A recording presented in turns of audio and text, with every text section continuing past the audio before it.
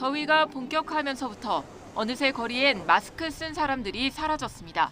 숨막히는 더위에 휴가지마다 사람들이 발 디딜 틈 없이 북적이고 에어컨이 돌아가는 건물들은 창문도 출입구도 꼭 닫은 채 환기는 뒷전입니다.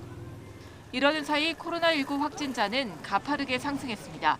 확진자 수는 4주 연속 증가해 7월에만 60%가 넘게 뛰었는데 증상이 있어도 검사를 받지 않는 사람이 많다는 우려에도 확진자는 급증하면서 재유행 우려가 커지고 있습니다.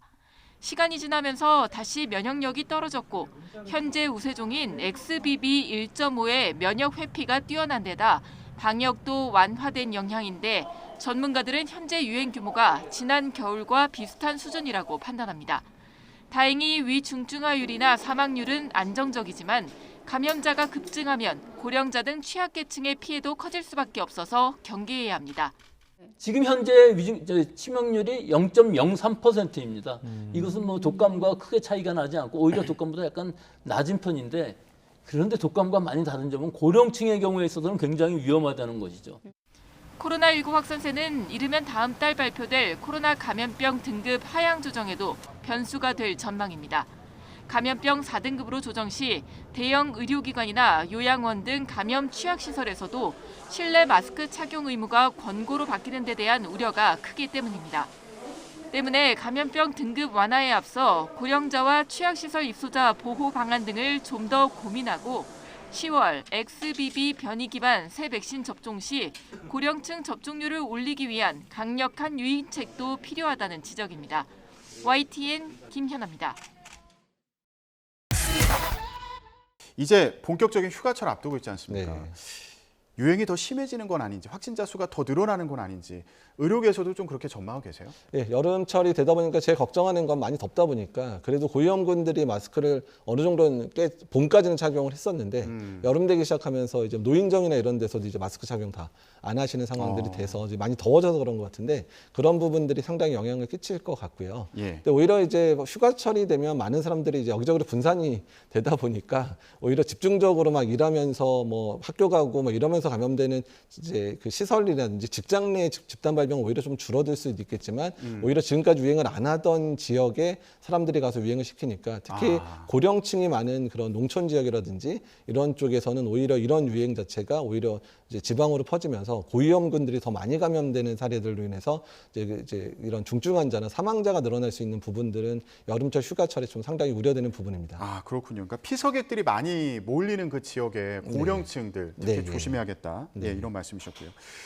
근데 국내 이제 백신 들어온 물량 중에서 한 네. 10% 정도가 폐기 처분됐다 이렇게 전해졌습니다. 이거 왜 그런 겁니까? 그러니까 사실 이제 백신 폐기가 될 수 있는 거는 백신을 충분히 준비를 해놔야 접종을 원하는 분들한테 원활하게 공급을 해야 되는 상황이다 보니까 어느 정도 충분하게 이제 마련할 수밖에 없는 상황이었고요. 그리고 이제 가장 이제 지금 많은 게 BA.4.5라 그래서 작년에 맞았던 이과 백신 쪽이 많이 남았는데 예상보다 이과 백신 접종률이 너무 낮았던 것 때문에 많이 쌓인 겁니다. 그러니까 작년에 적어도 한 60% 정도 이상을 맞추려고 정부가 계획을 하고 물량을 준비를 했는데 실제로 접종률은 35% 정도밖에 안 됐거든요. 그러니까 사실 그거 자체가 지금의 유행을 촉발하는 또 계기도 되고 있는 상황인데 어쨌든 여러 가지 그런 예방접종률이 떨어졌던 부분 때문에 남은 물량이라서 이거를 뭐 정부가 너무 과도히 구매했느냐 마냐 이런 식으로 비판할 수는 없는 부분이라고 말씀드리고 싶습니다.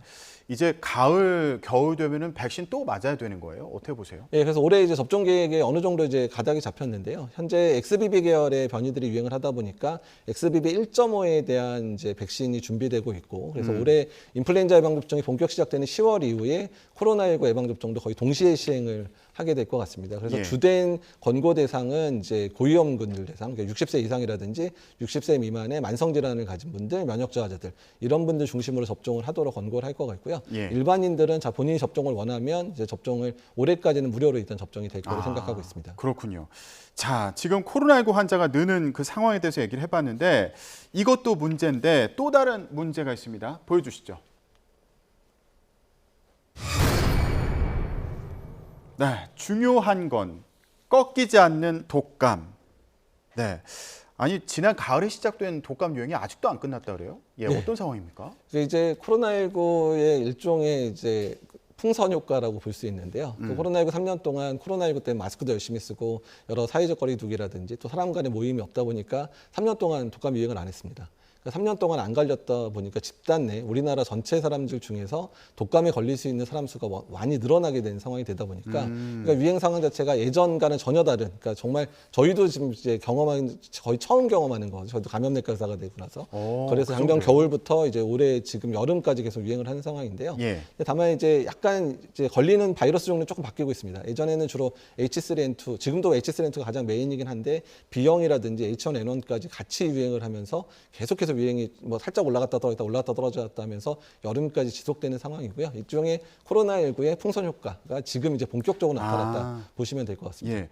코로나19 같은 감염병이 풍토병처럼 되면서 생기는 현상이다. 뭐 이런 분석도 있는데 이건 무슨 얘기입니까? 네, 그러니까 코로나19가 이제 풍토병이 되니까 이제 코로나19 때문에 저희들이 계속 집중해서 했었던 여러 가지 방역 조치들이 완화가 되니까 이제 그거로 인해서 예전에 유행하지 그러니까 코로나19는 완전히 막지 못하지만 다른 바이러스 유행은 거의 다 막았었는데 예. 이제 그런 바이러스들이 드디어는 이제 3년 만에 기지개를 보고 다시 유행할 수 있는 기회를 얻은 거다라고 보시면 될 것 같습니다. 그렇군요.